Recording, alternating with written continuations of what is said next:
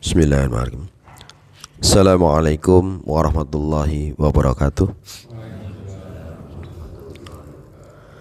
Alhamdulillah.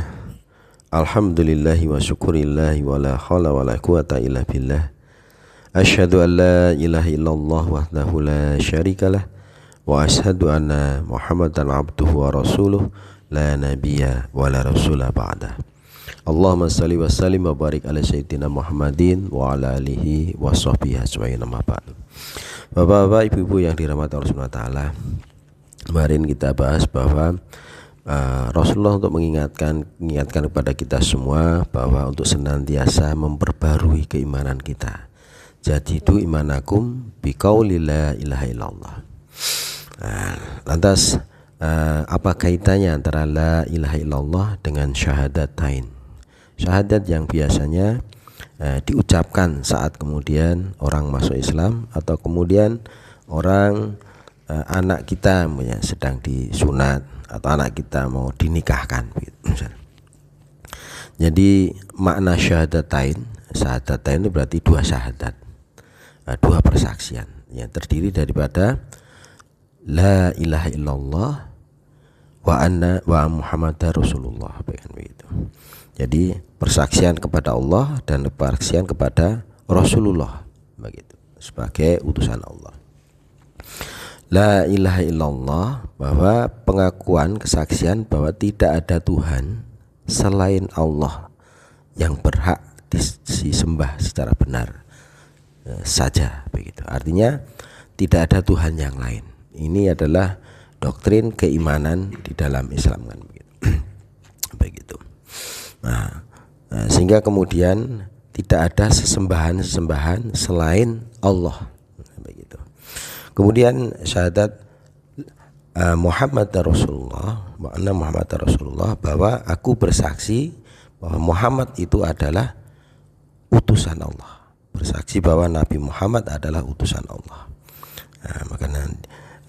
Makanya kemudian kita wajib untuk mengikuti seluruh ajarannya, mentaati apa yang diperintahkannya dan menjauhi yang dilarang, dan juga menjadikannya Nabi Muhammad sebagai qudwah, contoh di dalam kehidupan ini.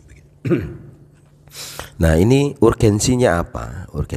Tadi katakan bahwa syahadatain biasanya diucapkan saat orang masuk Islam. Karena memang syahadatain ini adalah madkhalul Islam, pintu masuk Islam. Itu pintu masuk Islam. Jadi orang belum bisa masuk Islam kecuali dengan syahadatain. Begitu. Kemudian syahadatain ini juga menjadi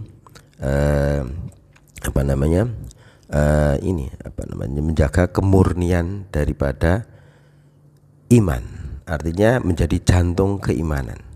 Begitu, menjaga keimanan seseorang, kemurnian ketauhidan seseorang, dan itu menjadi syarat diterimanya amal soleh. Jadi meskipun orang tadi di dunianya begitu banyak amal solehnya, jadi kebaikannya dilakukan, tapi kemudian syarat diterimanya amal tadi adalah syahadat. Kalau tidak mengucapkan syahadat, maka dia tidak diterima.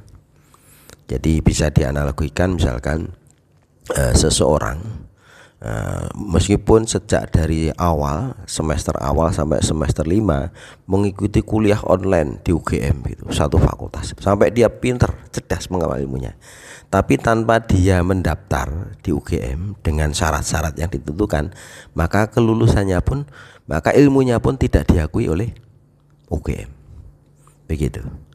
Demikian juga dalam Islam, meskipun dia amal soleh yang dilakukan begitu banyaknya, berbuat baik kepada siapa saja, tanpa dia kemudian mengawalinya, membuka pintunya dengan syahadat, maka amalnya sesungguhnya dalam ajaran Islam sia-sia. Begitu. Jadi disayangkan begitu. Ini. Kemudian yang kedua selain menjadi pintu masuk Islam, bahwa syahadatain ini adalah penjaga dari kesesatan. Artinya apa? Bahwa dengan syahadatain ini maka kemudian orang akan terhindar dari kemusyrikan, terhindar dari bid'ah, terhindar dari penyimpangan-penyimpangan keimanan. Makanya kemudian Rasulullah katakan jadidu imanakum bi la ilaha illallah. Perbaikilah, terus perbaikilah imanmu dengan la ilaha, begitu. Kemudian yang terakhir bahwa syahadatain ini adalah menjadi ini syarat kebahagiaan akhirat. Kebahagiaan. Artinya apa? Bahwa syahadatain ini menjadi syarat utama seseorang bisa masuk surga dan terhindar dari neraka, begitu.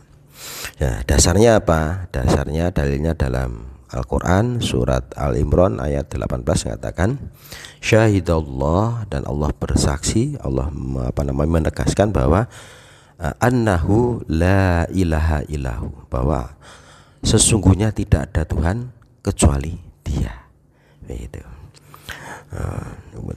Kemudian wal malaikatu wa ulul ilmu, demikian juga apa yang dikatakan oleh para malaikat dan orang-orang yang beriman.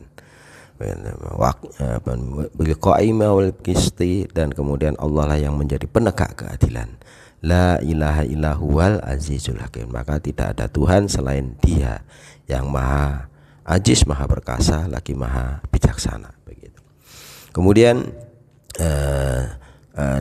ayat yang lain yang menegaskan bahwa Rasulullah itu adalah Muhammad Rasul sebagai utusan Allah itu adalah surat Al-Ahzab ayat 40. Itu katakan man kana Muhammadun, bahwa sesungguhnya Muhammadan itu aba ahdimi rajulikum, bukanlah ayah dari anak laki-laki kalian semua, tetapi walakin Rasulullah, tetapi Muhammad itu adalah utusan Allah, wa khataman nabiyyin, dan penutup para nabi, begitu.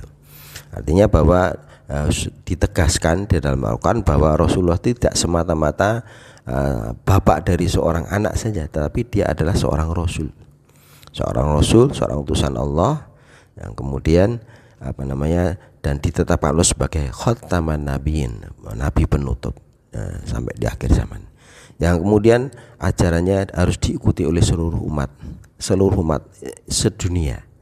Jadi tidak hanya umat Islam, seluruh umat dunia, karena sesungguhnya adalah Muhammad adalah khataman nabiyyin, penutup dari nabi-nabi yang sebelumnya. Jadi kalau nabi-nabi yang lain sebagaimana kemarin kita pelajari adalah nabi sesuai dengan kaumnya masing-masing, tapi kalau Rasulullah itu adalah khataman nabiyyin, nabi penutup, harus diikuti oleh seluruh umat yang ada di dunia ini, begitu. Sebagaimana Rasulullah katakan kalau seandainya Musa atau Isa ada sekarang, maka dia mengikutiku, begitu. Itu yang disampaikan Rasulullah, begitu.